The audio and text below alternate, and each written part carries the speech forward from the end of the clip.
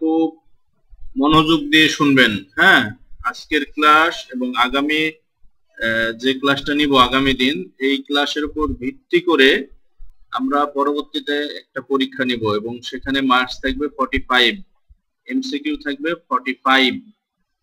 ঠিক আছে, টোটাল অধ্যায়ের উপর একটা পরীক্ষা নিব এবং বোর্ড কোশ্চেন গুলি আমরা সলভ করব, তারপরে পরীক্ষাটা দিব। ঠিক আছে?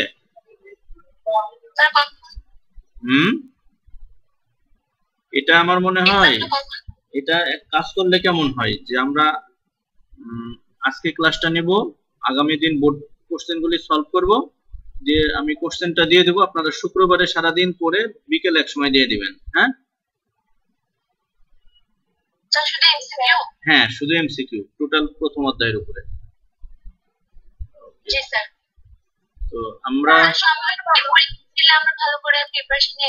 হ্যাঁ হ্যাঁ, অর্থাৎ তোমাদের এমসিকিউটা সলভ হয়ে যাবে। এমসিকিউ বোর্ডের যে টেস্ট পেপারগুলো আমি সলভ করাই দেবো কাল আগামী ক্লাসে। দিন শুক্রবারে এক সময় তোমরা দিও, সারাদিন পড়ালেখা করে বিকেলে। হ্যাঁ, তো শুরু করি আজকের ক্লাসটা।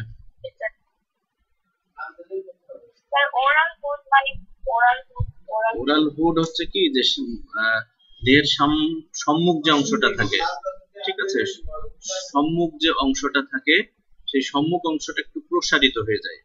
প্রসারিত হয়ে যে অংশটা গঠন করছে সেটা কি বলা হচ্ছে ওরাল হুড। হুড মানে যেমন সাপ দেখছো না, গোখরা সাপ, গোখরা সাপ যখন সোজা হয়ে একটু দাঁড়ায়, একটু ফনা তুলে একটু প্রসারিত অংশ তৈরি করে না, তো ওইরকম প্রসারিত যে অংশটা দেখা যায় সেফালোকর্ডেটদের এর সম্মুখ অংশে, সেটাকেই বলা হচ্ছে ওরাল হুড।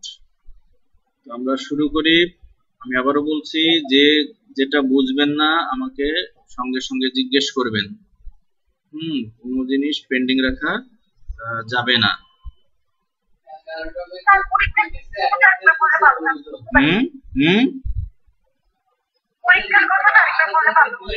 পরীক্ষাটা হচ্ছে কি, আজকে যে লেকচারটা দিচ্ছি আর আগামী দিন যে লেকচারটা দিব, আগামী দিন আমি বোর্ড কোশ্চেন গুলি সলভ করাবো এমসিকিউ, সেই কোশ্চেন গুলির মধ্যে একটা পরীক্ষা নেব।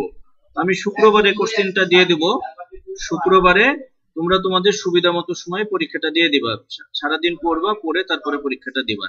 ঠিক আছে?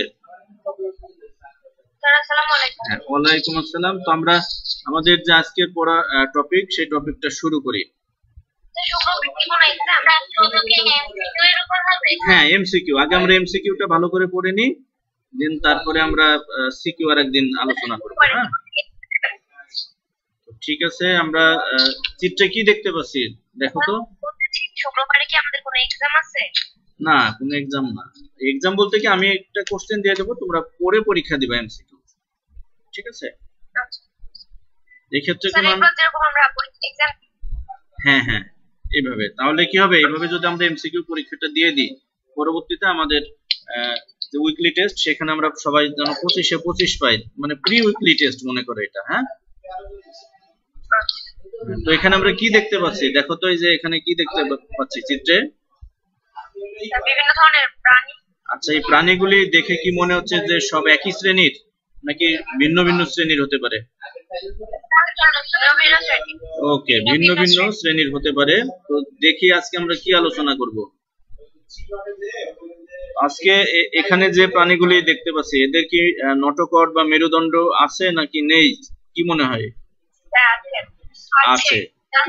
তো যাদের মেরুদণ্ড থাকে তাদের যে শ্রেণীটির নাম আমরা জানি, তাদের শ্রেণীর নাম হচ্ছে ভার্টিব্রাটা। এই উপপর্বের নাম হচ্ছে ভার্টিব্রাটা। তো ভার্টিব্রাটা উপপর্বে কিছু শ্রেণী রয়েছে, আজকে আমরা সেই শ্রেণীগুলি সম্পর্কে আলোচনা করব। ঠিক আছে? তো দেখি, তার আগে আমরা ভার্টিব্রাটা উপপর্বের যে বৈশিষ্ট্যগুলি রয়েছে, সেই বৈশিষ্ট্যগুলি আমরা যদিও গতদিন শিখেছি, আজকে আরেকটু জাস্ট দেখে নিই। এদের কি থাকবে? পৃষ্ঠীয় দেশে নিরেট কি থাকবে? নটকট থাকবে। নিরেট কি থাকবে? নটকট থাকবে। এবং নটকটের উপরে কি থাকবে? নার্ভ কট বা স্নায়ুরজ্জু থাকবে। এবং আমরা জানি নটকট কিসে পরিণত হয় পূর্ণাঙ্গ প্রাণীতে? মেরুদণ্ডে। আর নার্ভ কটের যে সম্মুখ প্রান্ত, সেটি কিসে পরিণত হয়? মস্তিষ্কে। আর পশ্চাৎ প্রান্ত? Spinal cord. তো এই সেই জিনিসটা আমরা একটু দেখে নিই, কোনটি মস্তিষ্ক এবং কোনটা স্পাইনাল কর্ড, ওই যে ডান পাশে যে চিত্রটা সেই চিত্রে আমরা কিন্তু দেখতে পাচ্ছি। হ্যাঁ, এটা হচ্ছে স্পাইনাল কর্ড। স্পাইনাল কর্ড মস্তিষ্ক থেকে উৎপত্তি লাভ করে সেটা হচ্ছে আমাদের যে মেরুদণ্ড রয়েছে, সেই মেরুদণ্ডের যে কশেরুকাগুলি আছে, সেই কশেরুকার মাঝে যে ছিদ্র থাকে, সেই ছিদ্রের মধ্য দিয়ে এটি প্রবেশ করে। তো আরো একটি বৈশিষ্ট্য এখানে আমরা কি দেখতে পাচ্ছি? আচ্ছা, মস্তিষ্ক দেখতে পাচ্ছি। আচ্ছা, মস্তিষ্ক কি দ্বারা আবৃত থাকে? ওই যে শক্ত উপরে যে কভারিংটা, যেটা অস্থি দ্বারা তৈরি, হ্যাঁ, পরটিকা দ্বারা সুরক্ষিত থাকবে। আর হচ্ছে কি, যে রক্ত যে সংবহন তন্ত্র থাকবে, রক্ত সংবহন তন্ত্র কি এখানে আমরা কি দেখতে পাচ্ছি? মানে কোন আবদ্ধ পথে পরিবাহিত হচ্ছে নাকি ওপেন কোন পথে পরিবাহিত হচ্ছে? তাহলে হৃৎপিণ্ড থেকে ধমনী এবং শিরার মধ্যে বদ্ধ অবস্থায় কি হচ্ছে? এটা আবদ্ধ অবস্থায় পরিবাহিত হচ্ছে, এই জন্য রক্ত সংবহন তন্ত্র হচ্ছে বদ্ধ প্রকৃতির। আর এদের যে কঙ্কাল তন্ত্রটা কি দিয়ে তৈরি হতে পারে? অন্তঃকঙ্কাল, অস্থি এবং তরুণাস্থি দ্বারা গঠিত হয়। আচ্ছা, এখন আমরা জানবো এই যে ভার্টিব্রাটা, যে এর অধিশ্রেণী আছে দুইটা। ঠিক আছে, ভার্টিব্রাটার অধিশ্রেণী আছে কয়টা? দুইটা। একটা নাম হচ্ছে কি সুপার ক্লাস অধিশ্রেণী। তোমাদের বইতে একটা ছক দেয়া আছে, ঠিক আছে? তো এই অধিশ্রেণী দুইটা। একটা দেখো এখানে কি দেখতে পাচ্ছি আমরা, এই যে মাছটা, এখানে কি চোয়াল আছে উপরেরটা? হ্যাঁ, তাহলে যাদের চোয়াল নেই তাদের যে অধিশ্রেণী, সেটিকে বলা হয় একনাথা। ন্যাথা, NATHA। ন্যাথা শব্দের অর্থ হচ্ছে JAW, জ মানে হচ্ছে চোয়াল। তো শব্দের অর্থ, এই যে আগে যে একটা বসাইছে, শব্দের অর্থ হচ্ছে অ্যাবসেন্ট। তাহলে একনাথা তার মানে এখানে চোয়াল অ্যাবসেন্ট, চোয়াল থাকবে না। আর অধিশ্রেণী দুই যেটা, সেটা দেখো ন্যাথোস্টোমাটা। ন্যাথো শব্দের অর্থ হচ্ছে চোয়াল। তাহলে যাদের চোয়াল থাকে না তাদের যে অধিশ্রেণী, সেটিকে বলা হয় একনাথা। আর যাদের চোয়াল থাকে তার শ্রেণীকে বলা হয় ন্যাথোস্টোমাটা। ঠিক আছে? তাহলে যদি আজকের পরীক্ষায় কোশ্চেন দেয়া হয় যে ভার্টিব্রাটার অধিশ্রেণী কয়টি? দুইটি। হ্যাঁ, দুইটি। তো দেখে নি, অধিশ্রেণী যে একনাথা, অর্থাৎ যাদের চোয়াল থাকে না, এই অধিশ্রেণী একনাথার আবার দুইটা শ্রেণী আছে। যদি কোশ্চেন আসে আজকে যে অধিশ্রেণীর একনাথা শ্রেণীর সংখ্যা কয়টি? দুইটি। একটি হচ্ছে মিক্সিনি, আরেকটি হচ্ছে কি পেট্রোমাইজন টিডা। কি কি? একটি হচ্ছে মেগজিনি, আরেকটি হচ্ছে পেট্রোমাইজন টিডা। ঠিক আছে, তো এখানে আমরা মিক্সিনি এবং পেট্রোমাইজন টিডার দুটি জীব দেখলাম। তো এখন যে আরো দুইটা সুপার ক্লাস, যেটা আমরা যে বললাম সুপার সাইক্লোস্টোমাটা, দেখো এখানে দেখো যে মুখটা কেমন। সুপার ক্লাস যে সাইক্লোস্টোমাটা আমরা যদি বলি, এই হ্যাঁ গোলাকার।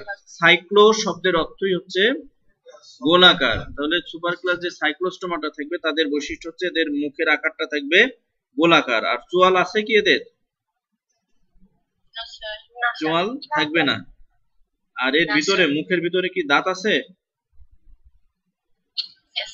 হ্যাঁ, দাঁত আছে।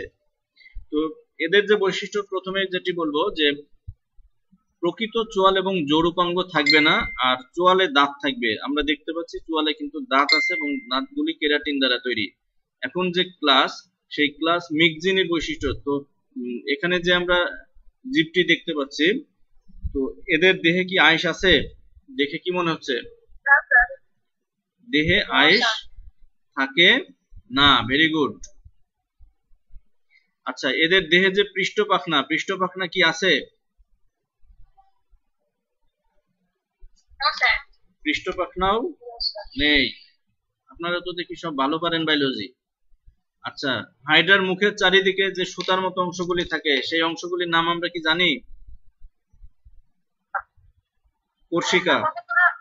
হ্যাঁ, তো এদের মুখের চারপাশে আমরা দেখতে পাচ্ছি যে কিছু কোর্সিকা থাকছে, ওই যে ছোট ছোট সুচালো যে অংশগুলি, এই অংশগুলিকে বলা হয় কোর্সিকা। আর এগুলির নাম কি? এখন যেটা দেখতে পাচ্ছি এগুলির নাম হচ্ছে ফুলকা ছিদ্র। তাহলে যদি মিক্সিনের কিছু বৈশিষ্ট্য যদি আমি বলি, তাহলে এখানে কি কি বৈশিষ্ট্য দেখতে পারি দেখো তো একটু এখান থেকে।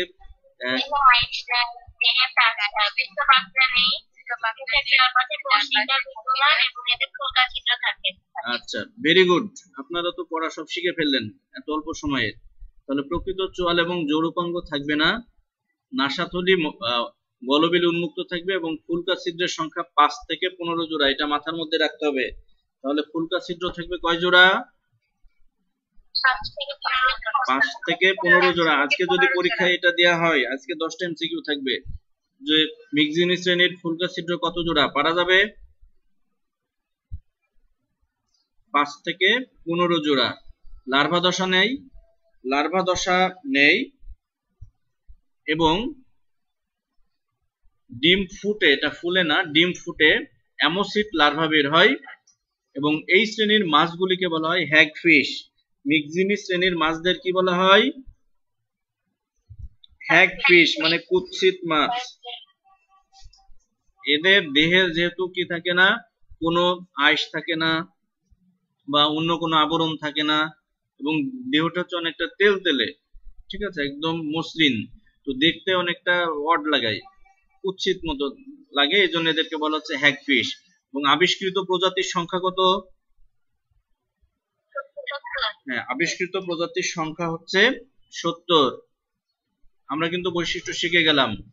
আচ্ছা, এখন যে পেট্রোমাইজনটিটা যেটি দেখছি এদের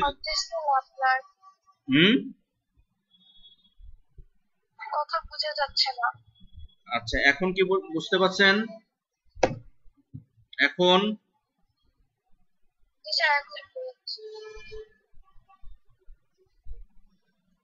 আচ্ছা, এখন যদি আমরা দেখি যে দেহটা দেখতে কেমন, হ্যাঁ নলাকার, বা আমরা যে বাইন মাছ বলি সেই বাইন মাছের মতো। তারপরে এখানে কি থাকছে?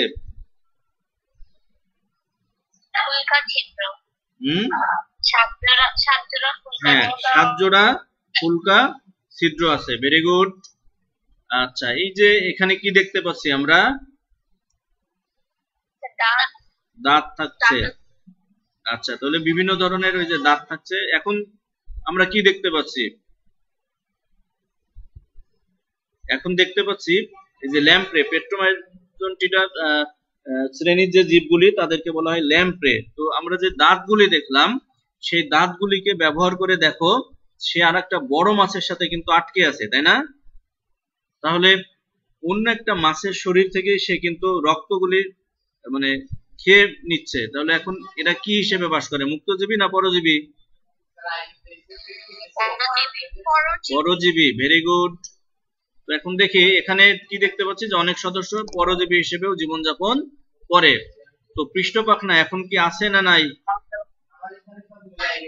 আছে, পৃষ্ঠপাখনা আছে। উত্তর আমি দিয়ে দিয়েছি। দেহ সরু বাইন মাছের মতো, এখানে আইস নেই।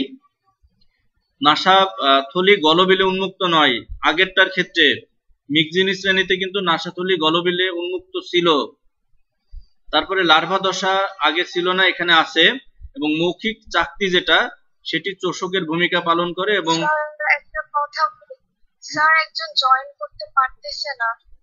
আচ্ছা, এখানে তো জয়েনের কোনো বিষয় নাই, আমি তো সরাসরি ঢুকে গেছি, আজকে তো কোনো লিংক নাই। তোমাদের ক্লাসে তো সরাসরি ঢুকে যাওয়া যায়, হয়তোবা সে ক্লাসে অ্যাড হয়নি, ঠিক আছে? এখানে মানে আমার যে জয়েন করার এই যে অ্যাডমিট, ওই অপশন তো আসছে না, ঠিক আছে, যে কারণে আমি অ্যাকসেপ্ট করার ওই অপশন নাই, তো এখানে আসছে না। আসলে তো আমি অ্যাড করাই নিতাম। তারপরেও দেখি আর একবার, না, অ্যাকসেপ্ট করে নেব, ওরকম কোনো অপশন দেখছি না।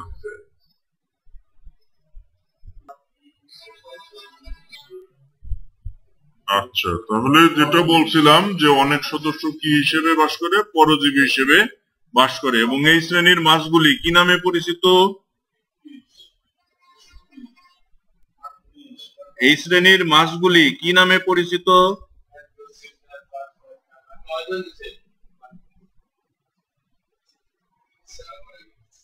আপনারা কি শুনতে পাচ্ছেন?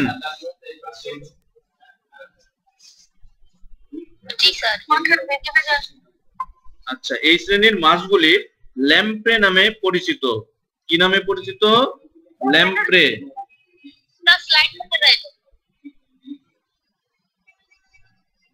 এই শ্রেণীর মাছগুলি ল্যাম্প্রে নামে পরিচিত। দাঁড়াও একটু দেখি তো কথা তো।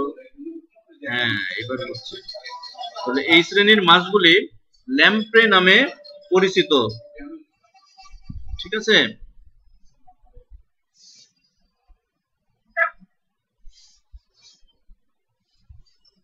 হ্যাঁ, কথা শুনতে পাচ্ছেন? কথা শুনতে পাচ্ছেন? ওকে, ওরা পরেরটায় যায়। যদি জিজ্ঞেস করা হয় যে পেট্রোমাইজন ট্রেডার সদস্যরা কি নামে পরিচিত? আবিষ্কৃত প্রজাতির সংখ্যা কত? 41। আচ্ছা, এখন দেখি ন্যাথোস্টোমাটা। ন্যাথা শব্দের অর্থ বা ন্যাথোস শব্দের অর্থ আমরা কি বলেছিলাম? চোয়াল। তো এখানে কি চোয়াল আছে না নাই? হ্যাঁ, দেখো সুন্দর একটা হাসি মুখ করে সে তার চোয়াল দুইটা দেখাচ্ছে এবং চোয়ালে দাঁতও আছে। এই যে দেখো, কুকুরের চোয়াল আছে না নাই?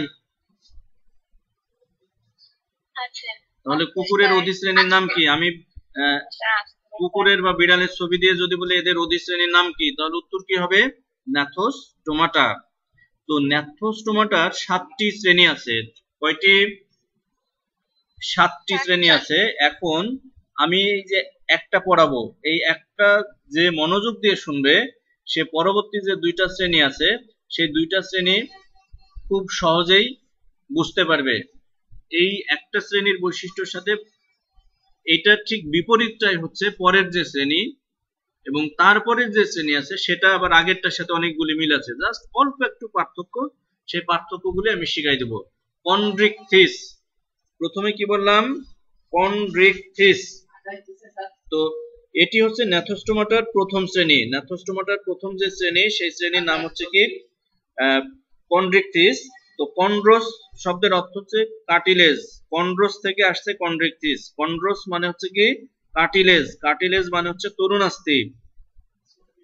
ঠিক আছে? তো এখন যদি বলা হয় এদের যে অন্তকঙ্কাল সেটি কি অস্থি দিয়ে তৈরি হবে নাকি তরুণাস্থি দিয়ে? আচ্ছা, এদের যে অন্তকঙ্কাল সেই অন্তকঙ্কাল তৈরি হবে তরুণাস্থি দিয়ে। তো হাঙরের চিত্র, অন্তকঙ্কাল হবে কিসের বললাম?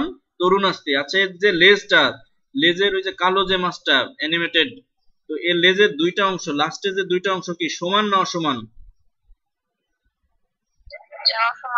অসমান। Very good. তাহলে এদের যে অন্তকঙ্কাল, এদের যে পুচ্ছ পাখনা, সেই পুচ্ছ পাখনা হচ্ছে হেটারো সার্কাল বা অসমান। তুমি বলবা পুচ্ছ পাখনা হেটারো সার্কাল, ব্র্যাকেটের মধ্যে লিখে দিবা অসমান। আচ্ছা, এই মাছের দেহ কি দ্বারা আবৃত থাকে? লোম দ্বারা না পালক দ্বারা?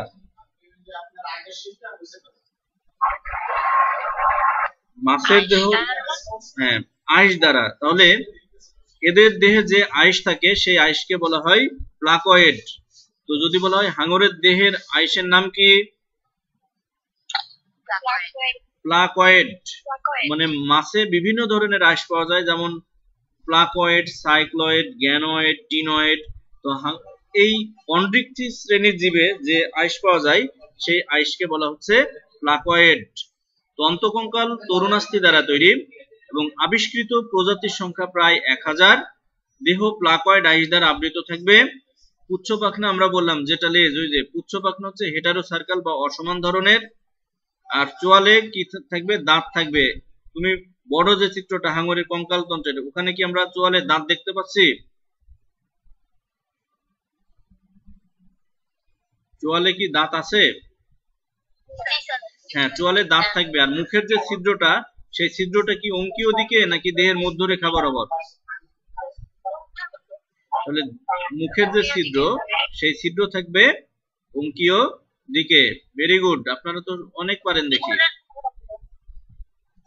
তো এখন যদি বলি হাঙরের বা কন্ড্রিকথিসের কয়েকটি বৈশিষ্ট্য, কেউ বলতে পারবেন? একজন বলেন। আচ্ছা, আইডি 100 বলেন।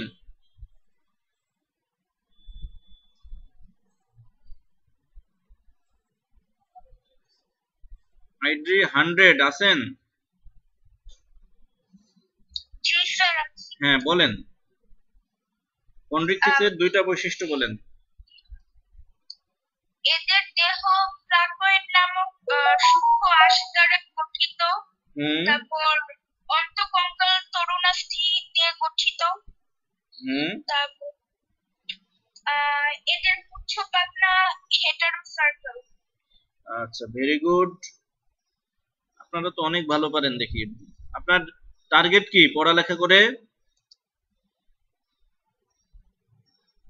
আগামী যে পাশ করবেন, পাশ করার পরে কোথায় পড়ালেখার ইচ্ছা?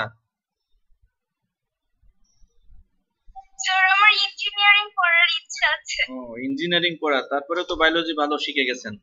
আচ্ছা, ভেরি গুড। আচ্ছা, এদের যদি বলা হয় ফুলকা ছিদ্র থাকবে কত জোড়া? 5 থেকে 7 জোড়া। আচ্ছা, তুমি ওই যে কি বলে ইলিশ মাছ তো দেখছো তাই না? এই সময় তো ইলিশ মাছ অনেক বেশি দেখার কথা। তো ইলিশ মাছের যে ফুলকাগুলি ঢাকা থাকে কি দিয়ে জানো?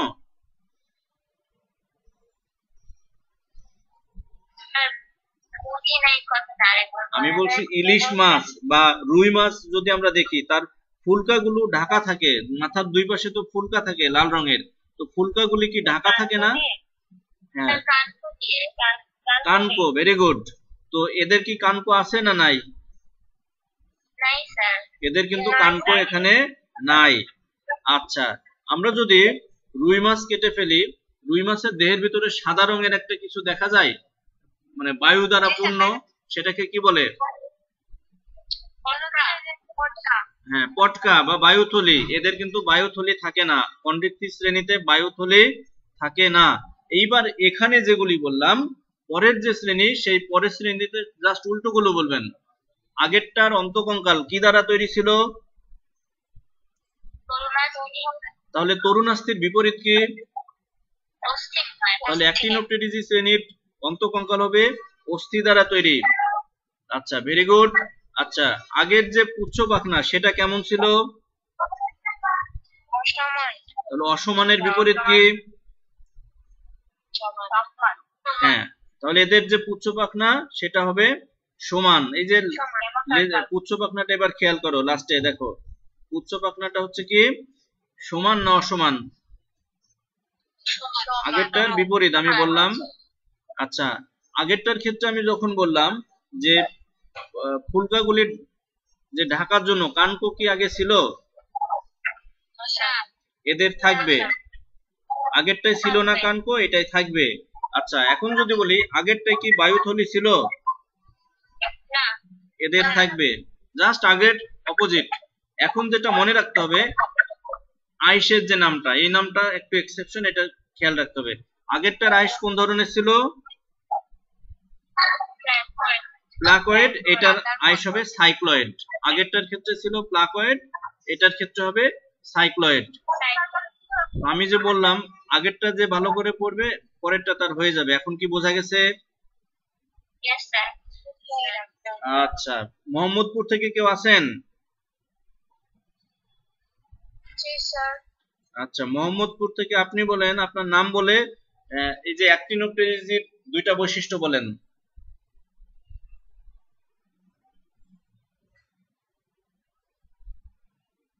স্যার, এদের অন্তঃকঙ্কাল অস্থি দ্বারা গঠিত এবং তাদের ফ্র্যাগমেন্ট নামক আইস বিদ্যমান থাকে।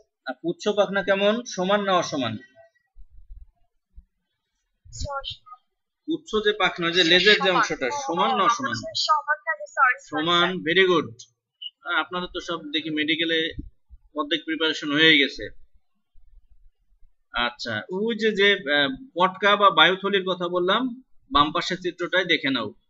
এবং ফুলকা কি দ্বারা আবৃত থাকছে বা ঢাকা থাকছে? কানকো দ্বারা বা অপারকুলাম দ্বারা। আর এই পাশে তুমি খেয়াল করো, দেখো এই যে বায়ুথলি চিত্রে আমরা কি দেখতে পাচ্ছি? বায়ুথলি বা পটকা। এই বায়ুথলির মাছকে বিভিন্ন গভীরতায়, পানির বিভিন্ন গভীরতায় ভেসে থাকতে সাহায্য করে। আচ্ছা, এরপরে 3 নম্বর যে শ্রেণী, সেই শ্রেণীটা খেয়াল করেন। আগেরটার অন্তঃকঙ্কাল কি দ্বারা তৈরি ছিল? এইটারও অস্থি দ্বারা তৈরি। আগেরটাই কি বায়ুথলি ছিল? এদেরও থাকবে, এদেরও থাকবে। আগে কি কানকো ছিল? এদেরও থাকবে, এদেরও থাকবে। আচ্ছা, এরপরে আসলো যে এদের দেহে কোন ধরনের আইস দ্বারা আবৃত থাকবে? গ্যানয়েড। এদের যে আইস থাকে দেহ, সেই আইসের নাম হচ্ছে কি? গ্যানয়েড। হ্যাঁ, তো অন্তঃকঙ্কাল অস্থিময় এবং গ্যানয়েড ধরনের আইসে আবৃত থাকবে। মাথার দুই পাশে একটি করে ফুলকারন্ধ্র থাকে, যা কানকো দিয়ে আবৃত থাকবে। লেজ হচ্ছে ডাইফি সার্কাল, এই যে পুচ্ছ পাখনা যেটাকে আমরা বললাম, পৃষ্ঠীয় দিকের যে অংশটা আর অঙ্কীয় দিকের যে অংশটা, এই পৃষ্ঠীয় দিকের এবং অঙ্কীয় দিকের অংশটা দুইটা একসাথে যুক্ত থাকে। ঠিক আছে, পৃষ্ঠীয় দিকের, পুচ্ছ পাখনার পৃষ্ঠীয় দিকের অংশটা আর অঙ্কীয় দিকের অংশটা খেয়াল করো, এই দুইটা অংশ একসাথে যুক্ত থাকে, তখন সেটাকে বলা হচ্ছে ডাইফি সার্কাল বা ডাইফাই সার্কাল ধরনের লেজ।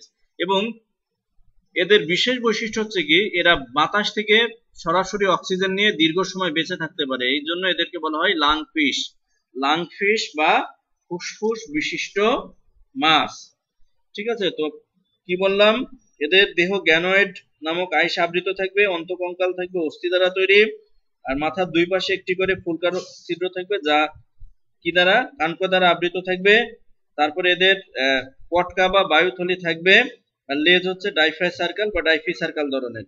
ঠিক আছে, তাহলে কি প্রথমটা যে ভালো করে পড়বে, পরের দুইটা একটু পড়লে কিন্তু হয়ে যায়। বিশেষ কিছু বৈশিষ্ট্য থাকে, যেমন উচ্চ পাখনা কোন ধরনের, আইস কোন ধরনের, এইটুকু লিখলেই কিন্তু উত্তরটা হয়ে যায়। আচ্ছা, এখন আমরা কি দেখতে পাচ্ছি? আচ্ছা, ব্যাং কোথায় থাকে?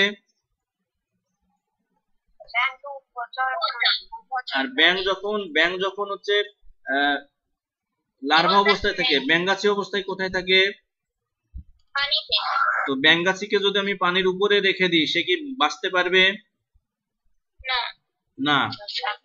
আচ্ছা, ভেরি গুড। আপনারা তো দেখি অনেক সুন্দর উত্তর দিচ্ছেন, ভেরি গুড। হ্যাঁ, তো ব্যাঙের জীবনচক্র সম্পন্ন করার জন্য তাহলে কয়টা মাধ্যম প্রয়োজন হচ্ছে? দুইটা। হ্যাঁ, দুইটা মাধ্যম কি কি?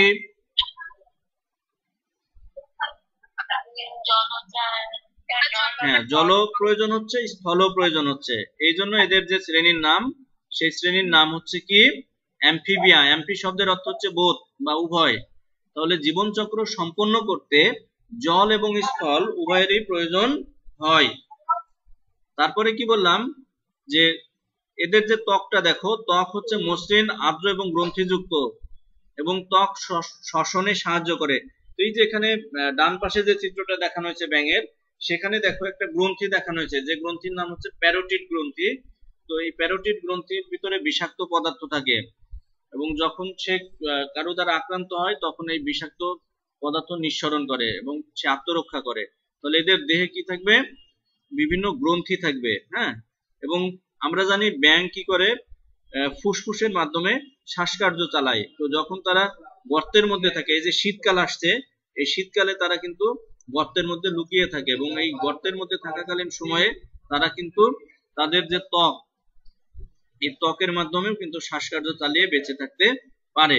আচ্ছা, অগ্রপদে দেখো তো হাতের আঙ্গুল কয়টা?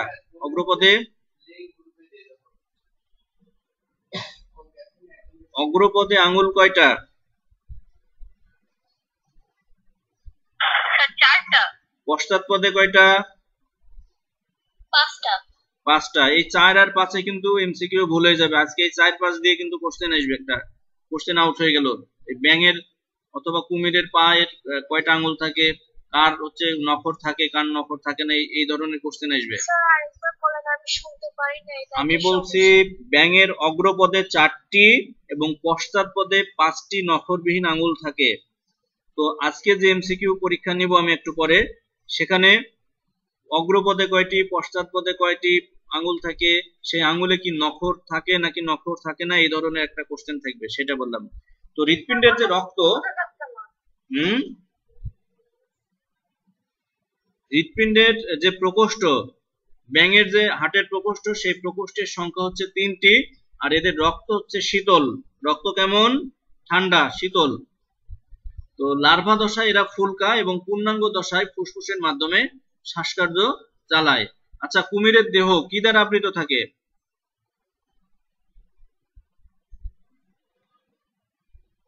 কুমিরের দেহ, আচ্ছা চামড়া না, শক্ত আবরণ, হ্যাঁ কি দ্বারা? শক্ত প্লেট দ্বারা আবৃত থাকে। আচ্ছা, কেরানীগঞ্জে মোহনা আছো? মোহনা, কেরানীগঞ্জের মোহনা আছো? ঈশা, আচ্ছা ঠিক আছে। বাড়িধারা থেকে একজন বলো যে পায়ে কয়টি আঙ্গুল আছে কুমিরের পায়ে? সামনের পায়ে দেখো তো কয়টি আঙ্গুল আছে? 5টি। তো কুমিরের যে 5টি আঙ্গুল থাকে, সেই 5টি আঙ্গুলে কি নখর যুক্ত না নখরবিহীন? আচ্ছা, ভেরি গুড, নখর যুক্ত। ব্যাঙের ক্ষেত্রে কিন্তু প্যাঁচ লাগবে। ব্যাঙের হচ্ছে সামনের পায়ে 4টা, পিছনের পায়ে 5টি আঙ্গুল ছিল, সেখানে কোনো নখর ছিল না। আর কুমিরের বোধ পায়ে থাকবে, অর্থাৎ অগ্র পশ্চাৎ উভয় পায়ে থাকবে 5টি করে আঙ্গুল, এবং সেক্ষেত্রে নখর থাকবে। আর ব্যাঙের হার্টের প্রকোষ্ঠ কয়টা বললাম? 3টি। আর এদের ক্ষেত্রে থাকবে অসম্পূর্ণভাবে 4টি। আর ওই যে মাছের যেগুলি বললাম, মাছের ক্ষেত্রে থাকবে 2টা, ব্যাঙের ক্ষেত্রে থাকবে 3টা। আর এখানে যে রেপ্টাইলিয়া বা সরীসৃপ, এই সরীসৃপের হার্টের প্রকোষ্ঠ থাকবে অসম্পূর্ণভাবে 4টি। একমাত্র ব্যতিক্রম, এখানে কার ছবি দেখানো হয়েছে? এখানে যে ছবিটা দেখানো হলো, এটা কার? কুমির। কুমিরের হার্টের প্রকোষ্ঠ সরীসৃপের মধ্যে, অর্থাৎ রেপ্টাইলিয়ার মধ্যে কুমিরের হার্টের প্রকোষ্ঠ থাকে 4টি। এরপরে দেখি, হ্যাঁ, সরীসৃপের দেহ শুষ্ক এবং শক্ত প্লেট দ্বারা কি থাকবে? আবৃত থাকবে। পায়ে 5টি করে নখরযুক্ত আঙ্গুল থাকবে। হার্টের প্রকোষ্ঠ অসম্পূর্ণভাবে 4টি। আর এদের ডিম চামড়া বা চুনের মতো খোলক দ্বারা আবৃত থাকবে। ওই যে কচ্ছপের ডিমটা দেখো, কি বলা হচ্ছে? সরীসৃপদের যে ডিম, সেই ডিম চামড়া বা চুনের মতো খোলস দ্বারা কি থাকবে? আবৃত থাকবে। এখন আমরা কি দেখতে পাচ্ছি? তার আগের স্লাইডের একটা কোশ্চেন ছিল। তার মানে আগের স্লাইডের একটা কোশ্চেন ছিল। আগেরটা দেখবা, বলো। স্যার এখানে বলছে যে হৃৎপিণ্ডের প্রকোষ্ঠ অসম্পূর্ণভাবে 4টি বলতে বোঝানো হচ্ছে এটা। এই যে আমার এই কার্সরটা তুমি দেখতে পাচ্ছ? কার্সরটা যে আমি নড়াচড়া করছি, জি স্যার, এই যে এখানে দেখো একটু কিন্তু সম্পূর্ণরূপে বিভক্ত নাই, এই জায়গাটা একটু পার্থক্য আছে। তো পরেরটায় যাই, যে পাখির যে দেহ, পাখির দেহ কি দ্বারা আবৃত থাকে? পাখির পালক দ্বারা আবৃত। এই এভিসের বাংলায় হচ্ছে পাখি। পাখির প্রধান বৈশিষ্ট্য হলো এদের দেহ পালক দ্বারা আবৃত থাকবে। আচ্ছা, এদের যে গ্রীবা, ওই যে গলার মতো অংশ যেটা, এই গ্রীবার আকারটা কেমন দেখো তো? ইংরেজি কোন অক্ষরের মতো? এইচ। হ্যাঁ, তাহলে ইংরেজি এইচ এর মতো এদের যে গ্রীবার আকার। আচ্ছা, পাখিটা কিসের সাহায্যে উঠছে? হ্যাঁ, ডানার সাহায্যে উঠছে।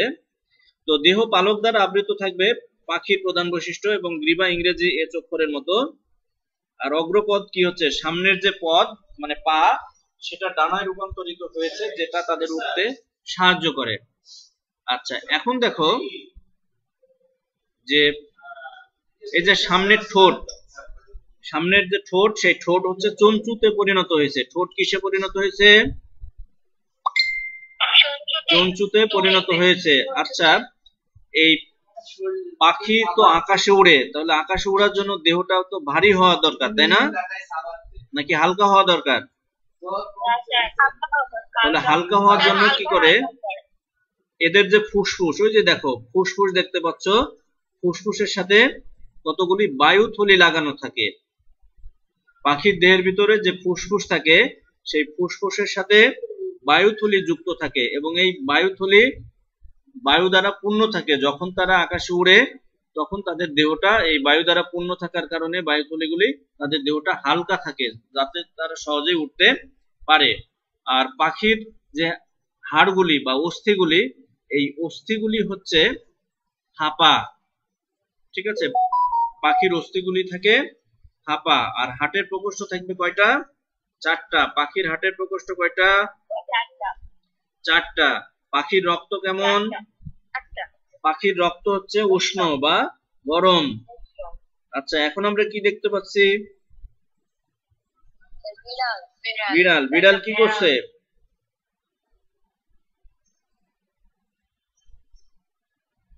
বিড়াল শাবকেরা কি করছে? মাতৃস্তন্য পান করছে। তো ম্যামালিয়া বা স্তন্যপায়ী যে শ্রেণী, সেই ম্যামালিয়া বা স্তন্যপায়ীর প্রধান বৈশিষ্ট্যই হচ্ছে তারা মাতৃস্তন্য পান করে মানে বড় হয়।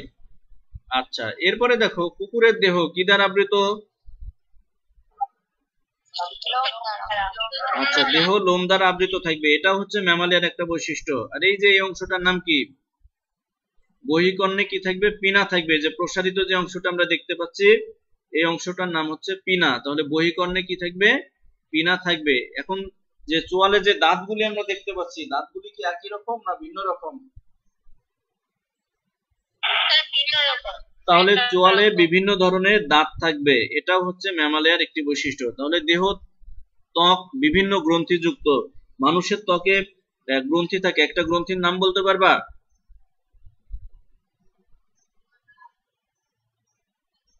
একটা গ্রন্থির নাম ঘাম গ্রন্থি। ঠিক আছে, সিবেসিয়াস গ্রন্থি। তারপরে দেহ আমরা দেখলাম লোম দ্বারা আবৃত। 2 নম্বর বৈশিষ্ট্য হচ্ছে কি? পরিণত স্ত্রী প্রাণীর কার্যকারী স্তন গ্রন্থি থাকে। আর বহিকর্ণে পিনা থাকে এবং মধ্যকর্ণে কি থাকে? 3টি ছোট অস্থি থাকে, যেগুলির নাম হচ্ছে কি? ম্যালিয়াস, ইনকাস এবং স্টেপিস। আর চোয়ালে বিভিন্ন প্রকার দাঁত থাকে। এই দাঁতের প্রকারভেদ কে বলতে পারবে? নামগুলি কে বলতে পারবে? দাঁতের যে নামগুলি?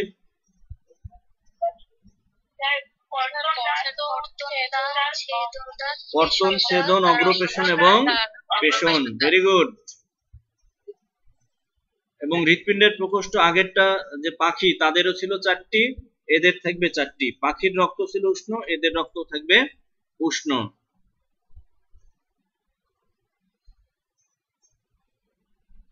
আচ্ছা, একজনকে জিজ্ঞেস করি, কুমিরের হাটের প্রকোষ্ঠ কয়টি? এটা বোর্ড পরীক্ষায় প্রায়ই আসে। 4টি। Very good. আচ্ছা, হ্যাগফিশ বলা হয় কোন শ্রেণীর মাছদের? হ্যাগফিশ, লাস্টেরটা। হ্যাগফিশ বলা হয় মিক্সিনি শ্রেণীর মাছদের। তো আজকে যেটুকু পড়ানো হলো, কারোর কি কোথাও বুঝতে অসুবিধা আছে? কারোর কোথাও বুঝতে কি কোনো প্রবলেম আছে? স্যার আমি একটু বুঝতে পারি না, ক্লাসে ল্যাব ছিল না তো আমি একটু পরে জয়েন হয়েছি। আচ্ছা, পরে যদি জয়েন হও কোনো অসুবিধা নাই, এই ক্লাসটা আমি দিয়ে দেবো, একটু পরে আপলোড দিয়ে দেবো আমার ইউটিউবে, সেখান থেকে তোমরা দেখে নিও। ঠিক আছে? ঠিক আছে, আর কোনো অসুবিধা? একটা গ্রুপ ছিল, আমি আপনাকে মেসেজ করেছি, আপনি আমাকে একটু অ্যাড করে দিন। হ্যাঁ, কি নামে বলো তো? একটা মেসেজ আসছে। হ্যাঁ, এই যে একটু আগে আসছে 11টা 16-তে। এখন তো ক্লাস চলছে, ক্লাসের পরে। আচ্ছা, তোমরা আমাকে ওই যে মেসেজ একটা এসএমএস করে দিও, আমি অ্যাড করে নিব। বেশ কয়েকজনকে অ্যাড করা হয়েছে। ঠিক আছে, এবং সাবজেক্ট হ্যাঁ অ্যাড করে নেব, অসুবিধা নাই। তো যদি সাবজেক্ট রিলেটেড কোনো অসুবিধা থাকে তাহলে আমাকে অবশ্যই ওই গ্রুপে লিখে জানাবা, আমি সলভ করে দেব। আর পরীক্ষাগুলো অবশ্যই দিবা। ঠিক আছে? পরীক্ষাগুলি আপনারা অবশ্যই দিবেন। তো আজকে শেষ করে দিচ্ছি, সবাই ভালো থাকবেন। আমি আজকে এই যে এই ক্লাসের লিংকটা দিয়ে দিব। আজকে এই ক্লাসের লিংক আমি একটু পরে দিয়ে দেব।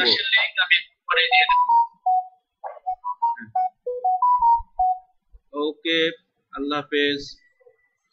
আসসালামু আলাইকুম স্যার।